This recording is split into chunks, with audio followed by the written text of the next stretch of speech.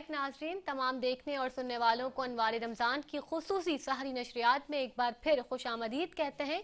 और ये है हमारा सेगमेंट फैज़ाने इल्म, जिसमें हम उलमाए कराम से आपकी मुलाकात करवाते हैं, उनके सामने डिफरेंट टॉपिक्स पर बात करते हैं उनसे, और उनकी तालीमात जो वो हमसे शेयर करते हैं इस्लाम के हवाले से, वो आप लोगों तक पहुंचाते हैं ताकि आप और हम लोग अपनी इस्लाह कर सकें और दिन इस्लाम के जो बताए हुए तरीक़े हैं उन पर चल सकें। आज का जो हमारा मौजू है वो तौबा से रिलेटेड है, क्योंकि आज रमज़ान मुबारक का दूसरा अशराए मग़फ़िरत स्टार्ट हो चुका है और आज इंशाअल्लाह हम अशराए मग़फ़िरत का पहला रोज़ा इख्तियार करने लगे हैं और रमज़ानुल मुबारक का 11वां रोज़ा।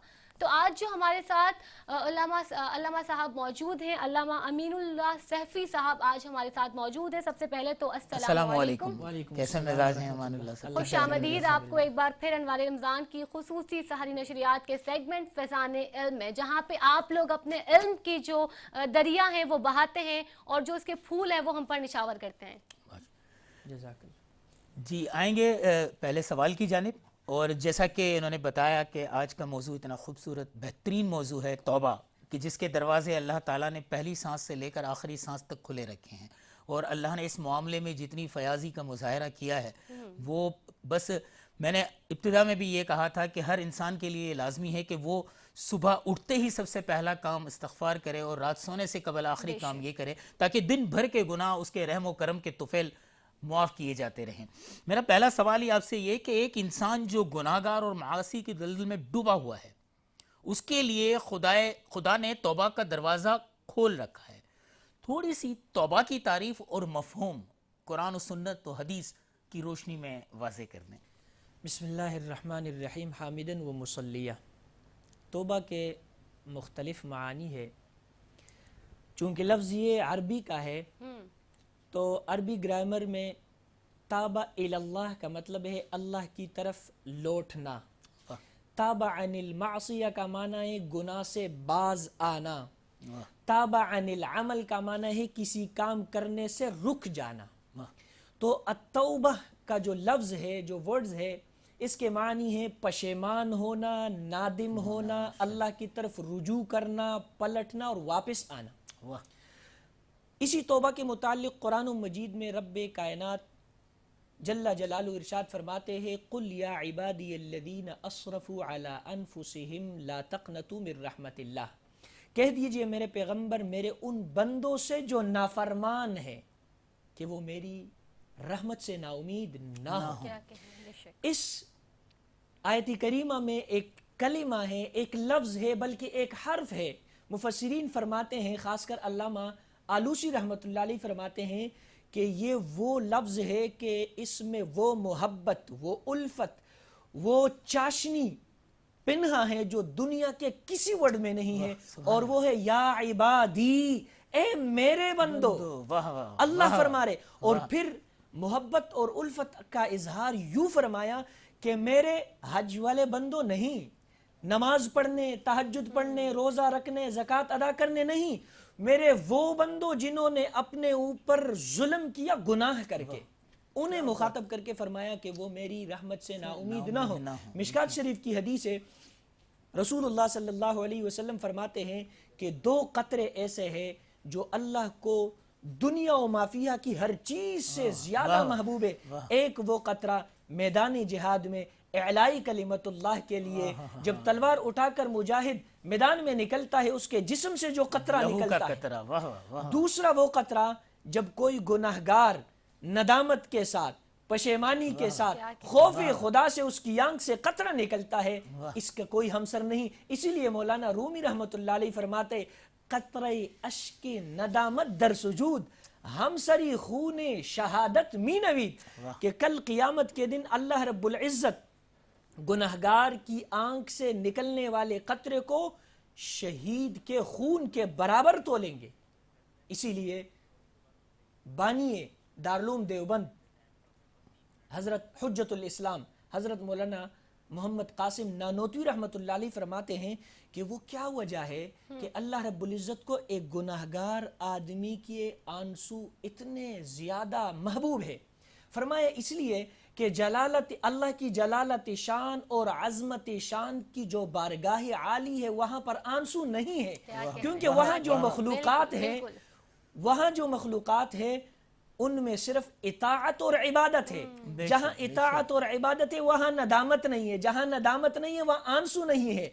یہاں پر اطاعت بھی ہے بندوں میں، عبادت بھی ہے بندوں میں، لیکن ساتھ میں معصیت بھی ہے، گناہ بھی ہے.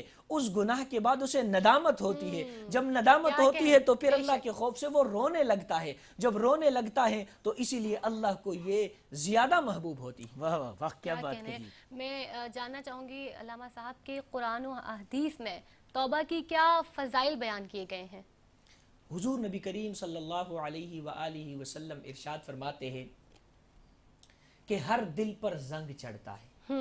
وَإِنِّي لَيُغَانُ عَلَىٰ قَلْبِي، اور میں پیغمبر ہو کر بھی، نبی اور رسول ہو کر بھی میرے دل پر زنگ آتا ہے. یہ تعلیماً، یہ امت کو تعلیم دے رہے، معصوم تھے گناہوں سے، امت کو تعلیم دے رہے. پھر کیا فرمایا؟ وَإِنِّي لَأَسْتَغْفِرُ اللَّهَ فِي الْيَوْمِ 100 مرہ، کہ میں دن میں نبی ہو کر، معصوم ہو کر بھی 100 مرتبہ استغفار کرتا ہوں. واہ، سبحان اللہ سبحان اللہ. آگے فرمایا ایک اور حدیث میں کہ لَأَنِينُ الْمُذْنِبِينَ أَحَبُّ إِلَيَّ مِنْ زَجَلِ الْمُصَبِّحِينَ، کہ اللہ رب العزت، یہ حدیث قدسی ہے، اللہ رب العزت ارشاد فرماتے ہیں کہ ایک گناہگار بندے کی روتے ہوئے اس کی جو آواز نکلتی ہے وہ مجھے تسبیح بیان کرنے والے کی ٹک ٹک سے زیادہ محبوب ہے. ایک اور حدیث میں فرمایا کل بنی آدم خطاء وخیر الخطائین التوابون. یہ ایسی حدیث ہے، یقین جانے کہ اس حدیث کو سن کر، سمجھ کر کوئی بھی آدمی اللہ کی رحمت سے نا امید نہیں رہ سکتا ہے. غالب کا ایک شعر ہے، کعبہ کس منہ سے جاؤ گے غالب، کیا کہیں، شرم تم کو مگر نہیں آتی. لیکن یہاں پر مولانا شاہ محمد احمد آل آبادی رحمۃ اللہ علیہ فرماتے ہیں کہ غالب نے اس شعر میں امت کو مایوس کیا ہے، اللہ کی رحمت سے نا امید کیا ہے.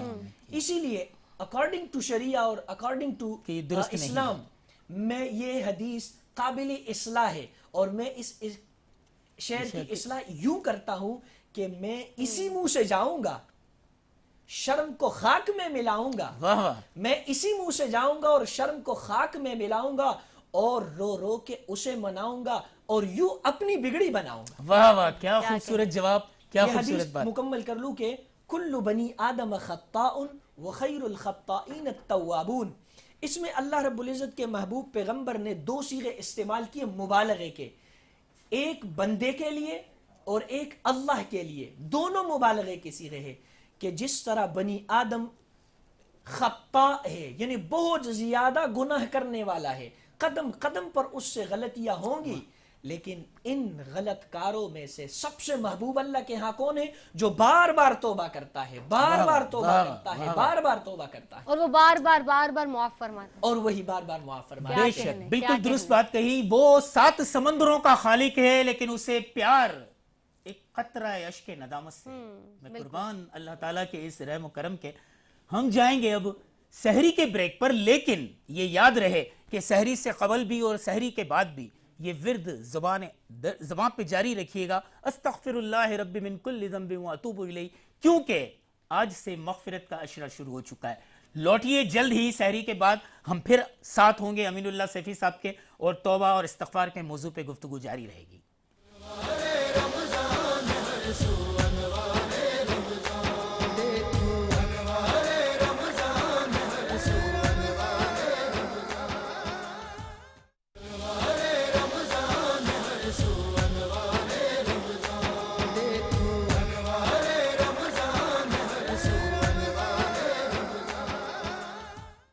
خوش آمدید. انوار رمضان کی خصوصی سحری نشریات میں تمام دیکھنے اور سننے والوں کو ایک بار پھر خوش آمدید کہتے ہیں. اور آج الحمدللہ ہم 11ویں روزے میں آ چکے ہیں، 11واں روزہ اختیار کرنے کو ہیں، اور اللہ پاک ہمارے یہ روزے قبول اور منظور فرمائے اپنی بارگاہ میں.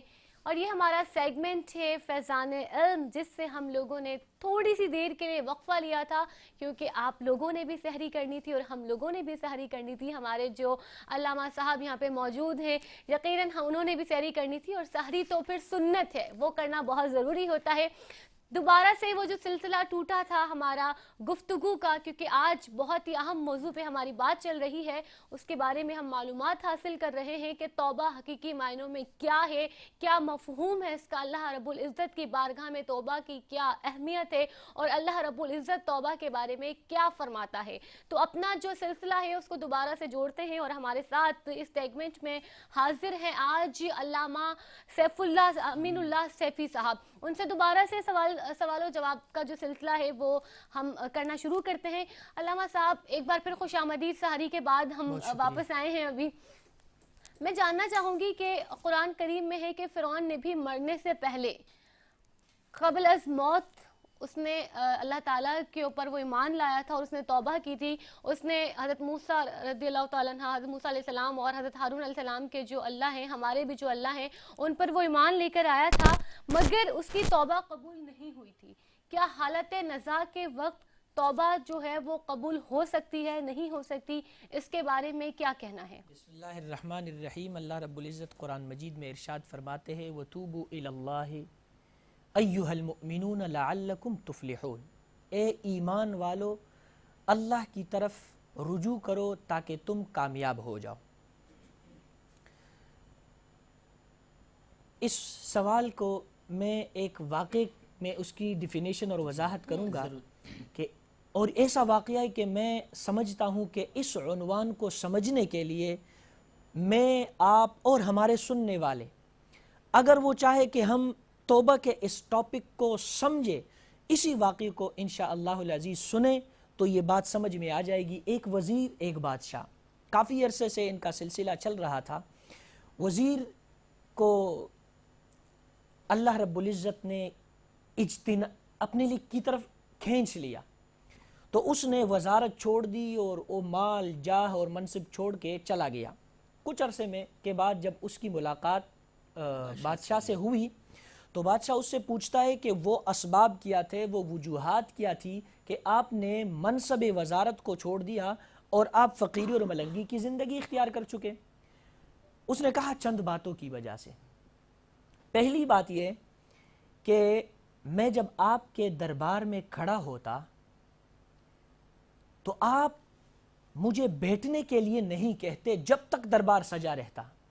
اب میں نے اس پروردگار کی غلامی اختیار کی ہے جو مجھے 4 رکعت نماز میں 2 مرتبہ بیٹھنے کا حکم دیتا ہے. دوسری بات کہ میں کھڑا رہتا تھا، دسترخوان بچ جاتی، آپ کھانا کھاتے، مجھے ساتھ بٹھانے کے لیے تیار نہیں تھے. اب میں نے اس پروردگار اور اس بادشاہ کی غلامی اختیار کی جو خود نہیں کھاتا مجھے کھلاتا. تیسری بات کہ میں جب آپ کے دربار میں کھڑا رہتا آپ سو جاتے، میں کھڑا رہتا حفاظت کرتا کہ میں وزیر ہوں، اگر آپ کو کچھ ہو جائے تو مجھ سے پوچھ ہوگی. اب میں رات کو سو جاتا ہوں، وہی حفاظت کرتا ہے. اور آخری بات یہ ہے کہ جب میں آپ کے دربار میں کھڑا رہتا با ادب با سلیقہ ہوتا، اس خوف سے کہ اگر آپ کی شان میں کوئی بے ادبی ہو جائے، آپ کی گستاخی ہو جائے تو آپ کی زبان سے میرے قتل کا فیصلہ جاری ہو جائے.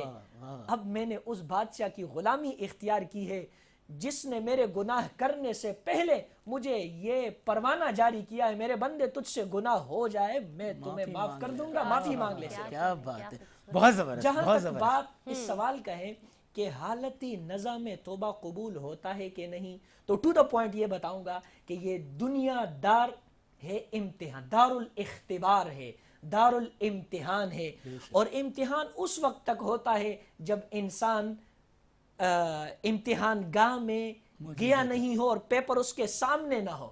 جب پیپر سامنے آ جائے، جب سوالات سامنے آ جائے تو پھر کچھ نہیں ہے. اس لیے جب تک آپ نے جیسے انٹرو میں کہا کہ جب تک چانس ہے تب تک، جب تک سانس ہے تب تک چانس. جیسے ہی سانسوں کے رکنے کا عمل جاری ہو جاتا ہے وہ چانس ختم ہو جاتا ہے. اور ہمیں یہ نہیں پتا کہ کب وہ سلسلہ ٹوٹ جائے گا، تو ہم وقت ہمیں اللہ تعالیٰ سے توبہ کرتے رہنا چاہیے. ارشاد نبوی صلی اللہ علیہ وآلہ وسلم ہے کہ نیکیاں کرو کیونکہ نیکیاں آپ کے گناہوں کو اس طرح دھو دیتی ہیں جس طرح پانی آپ کے کپڑے کے یا بدن پہ لگے ہوئے میل کو دھو دیتا ہے. اسی بات کو آگے بڑھاتے ہیں، اور یہ بڑا ایک اچھا سوال ہے. میں چاہوں گا کہ بغور سنیں آپ کے اس جواب کو، ہم بھی اور لوگ بھی جو اس وقت ہمیں دیکھ رہے ہیں. ہم زبانی کلامی توبہ تو بہت کرتے ہیں، لیکن اس توبہ پر قائم نہیں رہ پاتے، اور پھر اسی گناہ میں مبتلا ہو جاتے ہیں جس کی توبہ کی ہو.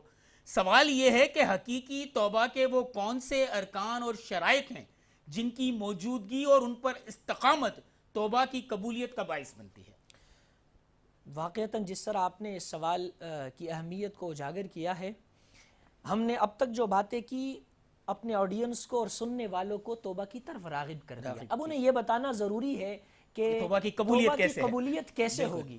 تو آقا دو جہاں محمد الرسول اللہ صلی اللہ علیہ وسلم فرماتے ہیں کہ جب گناہ کا تعلق بندے کے ساتھ ہو تو پھر اس کے 3 شرائط ہیں. نمبر 1، آقا فرماتے ہیں ان یندم علیہا، جو گناہ اس نے کی ہے وہ اس پر نادم ہو جائے، پشیمان ہو جائے، شرمسار ہو جائے دل سے. دوسری شرط ان یقلع عن المعصیہ، قلع عربی زبان میں کہتے ہیں جیسے درخت کو جڑ سے اکھاڑ دیا جاتا ہے. تو فرمایا کہ تم گناہ کے اس مقام سے، اس جگہ سے اس طرح نکل جاؤ جس طرح درخت کو زمین سے نکال دیا جاتا ہے. یعنی جس گیدرنگ کی وجہ سے، جس مجلس کی وجہ سے، جس صحبت کی وجہ سے ہم گناہوں میں مبتلا ہوتے ہیں، ہم اس صحبت کو، اس گیدرنگ کو ترک کر دیں. اور تیسری شرط یہ ہے کہ ان یعزم عزما جازما الا یعود الی مثلها ابدا، پکا ارادہ، پختہ عزم کر لے کہ دوبارہ اس گناہ کی طرف لوٹ کر نہیں جاؤں گا. یہ 3 شرائط ہے کہ جب گناہ کا تعلق پروردگار سے ہو.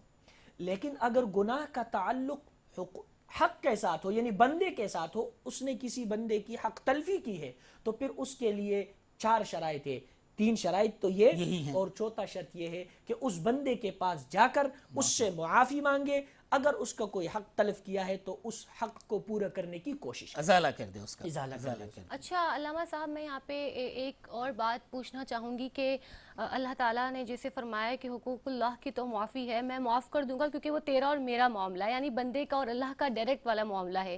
لیکن حقوق العباد میں کیونکہ دوسرا بندہ بھی انوالو ہو جاتا ہے تو وہاں پہ اس بندے سے بھی معافی مانگنا اللہ پاک نے ضروری، مطلب لازم قرار دیا ہے. لیکن اگر وہ بندہ اس دنیا میں نہ رہے جس کے ساتھ ہم نے زیادتی کی ہے، کسی کی اگر ہم نے حق تلفی کی ہے، وہ اس دنیا میں نہ رہے، اور اس کے جانے کے بعد اگر کوئی شخص اس چیز پر نادم ہو رہا ہے اور وہ سمجھ رہا ہے کہ میں نے کوئی گناہ کیا اور مجھ سے حق تلفی ہوئی تھی اس بندے کی، تو اب وہ کیا معاملہ اختیار کرے؟ کیونکہ اللہ پاک نے بھی فرمایا ہے کہ وہ بندہ جب تک معاف نہیں کرے گا تب تک میں بھی نہیں کروں گا. اس کا جواب مختصراً یہ ہے کہ اگر اس نے اس کا کوئی مال لیا ہے مثال کے طور پر، تو اس مال کو اس کے ورثہ تک پہنچا دے. بالکل صحیح، درست.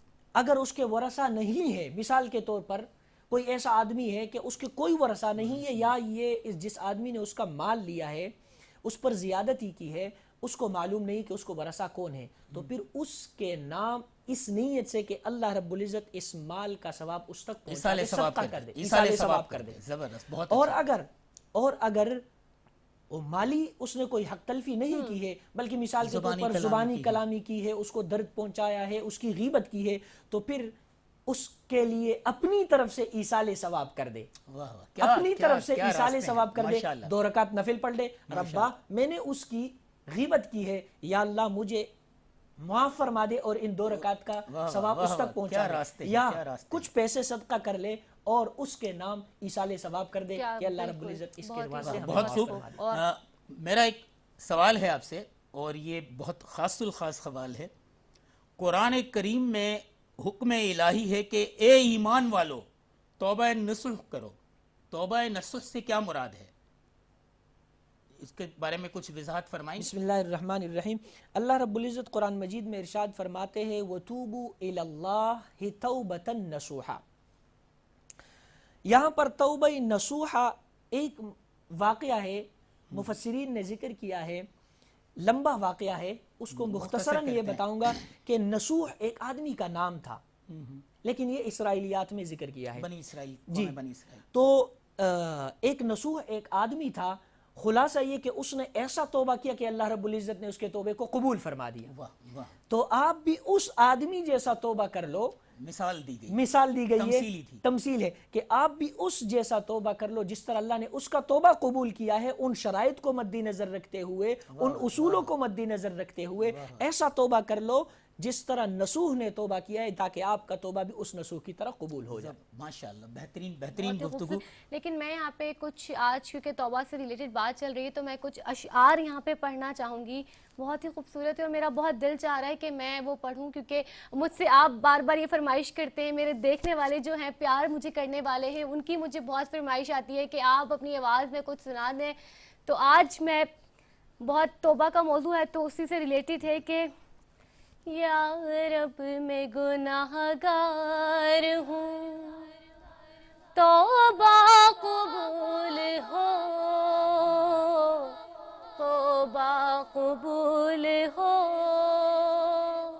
میری توبہ قبول ہو. گزری تمام عمر میری لہو لعب میں،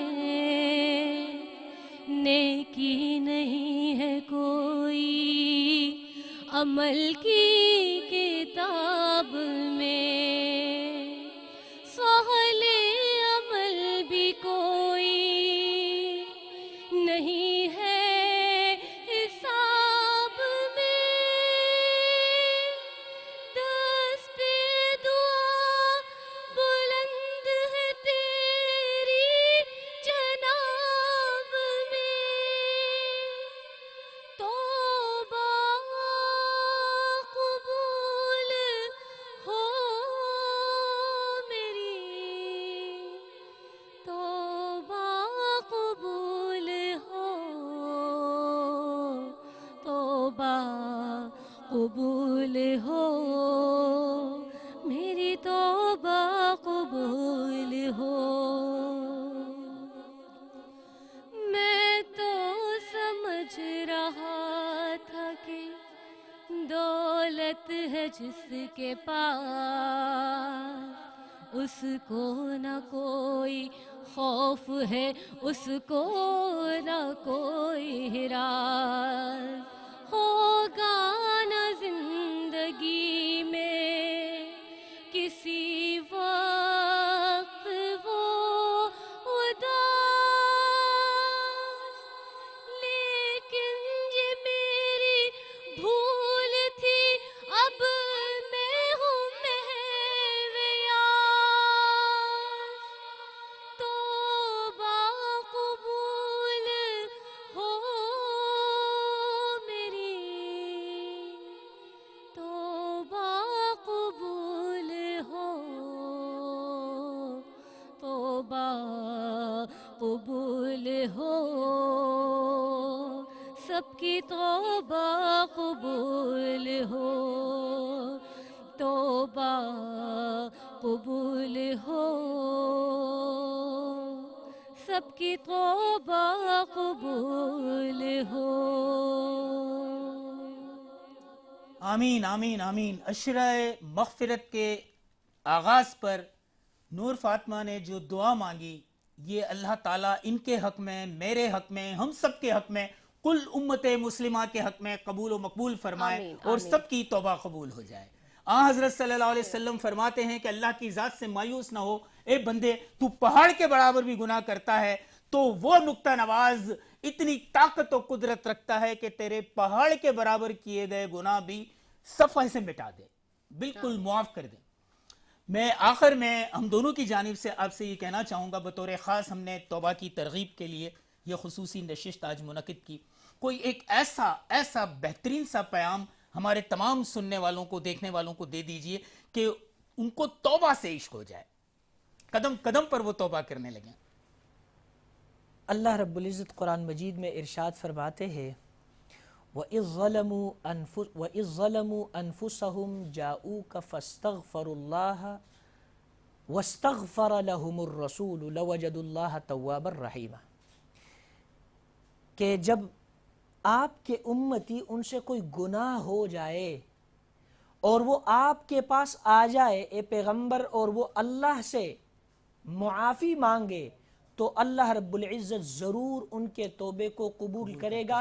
اللہ فرماتے ہیں یا ایہا الانسان ما غرک بربک الکریم، کس چیز نے تمہیں اپنے کریم پروردگار رحیم پروردگار استغفروا ربکم انہو کان توابا، اپنے اس پروردگار سے جو بہت بخشنے والا ہے، بہت توبہ قبول کرنے والا ہے۔ اللہ فرماتے ہیں اے میرے روٹے ہوئے بندے، اے میرے وہ بندے جس نے مجھے ناراض کیا، جس نے میری نافرمانی کی ہے، 100 سال بھی تم گناہ کرتے رہو، اس کنڈیشن میں آ جاؤ، اس حالت میں آ جاؤ کہ تمہاری آنکھوں کی بینائی جائے، تمہارے کانوں کی شنوائی جائے، تمہاری زبان کی گویائی جائے، تمہارے ہاتھ کانپنے لگے، پاؤں لرزنے لگے، دل کے دورے پڑ جائے، دنیا و ما فیہا کے لوگ تمہیں چھوڑ جائے، کمر تمہاری جھک جائے، اس وقت بھی آ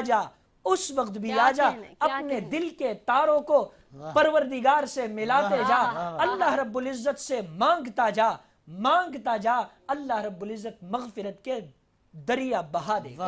واہ واہ، بالکل صحیح بات آپ نے اور کہی۔ دریا بہا دینے کا صرف ایک طریقہ ہے کہ ایک آنسو کا ٹپکا بھی وہ دریا بہا دینے کے جیسے تیار میں نے ہے۔ کہا کہ 2 قطرے اللہ رب العزت کو بالکل بہت قطرہ عشق ندامت بالکل آپ کی باعث نجات بن جاتا ہے۔ حضرت ابراہیم علیہ السلام کی قوم کا ایک واقعہ ہے، انہوں نے ایک مرتبہ انہیں منظر دکھایا گیا، زمین پہ انہوں نے ایک مرد اور عورت کو غلط فعل کرتے ہوئے دیکھا تو ان کے دل سے بد دعا نکلی۔ حالانکہ نبی کبھی بد دعا نہیں دیتے، لیکن ان کے دل سے یہ آیا کہ خدا کے کتنے نافرمان اور گناہ گار ہیں، وہ دونوں ہلاک کر دیے گئے۔ ایک اور شخص کو گناہ کرتے ہوئے دیکھا، دوبارہ ہاتھ اٹھائے کہ اس کی ہلاکت کی دعا مانگوں، تو اللہ کی طرف سے پیام آیا کہ اے ابراہیم میری مخلوق سے درگزر فرمائیے۔ کیوں؟ 3 وجوہات ہیں۔ اس لیے کہ اگر میں انہیں یہ شرمندہ ہوئے، معافی مانگی تو میں انہیں بخش دوں گا، یہ تائب ہوئے میں انہیں معاف کر دوں گا، اور اگر ایسا نہیں بھی ہوا تو ہو سکتا ہے ان کی نسلوں میں سے کوئی ایسا ہو جو میری بندگی کرنے والا ہو، جو مجھے چاہنے والا ہو، جو میرا پیغام آگے پہنچانے والا ہو۔ تو بات یہی ہے کہ اللہ تبارک و تعالی ہماری انسانوں کی نسل سے مایوس نہیں ہے، ورنہ انسان کی پیدائش رک چکی ہوتی۔ آج بھی ہر پیدا ہونے والا بچہ اس بات کا اعلان ہے کہ وہ انسان سے مایوس نہیں ہے، وہ نسلوں سے اب بھی پر امید ہے کہ اس کا نام لینے والے بھی دنیا میں ہوں گے، اس کی بندگی کرنے والے بھی ہوں گے، اور گناہ کر کے بار بار اس سے معافی مانگنے والے بھی ہوں گے۔ اللہ تعالیٰ معافی مانگنا بھی پسند فرماتا ہے، معاف کرنا بھی پسند فرماتا ہے۔ آج کی یہ نشست بہت بہت زیادہ پر علم پر مغز رہی اور یقیناً پر نصیحت بھی۔ امین اللہ سیفی صاحب، ہم آپ کے بہت مشکور و ممنون ہیں، آج آپ نے ہمارے علم میں اتنا اضافہ فرمایا۔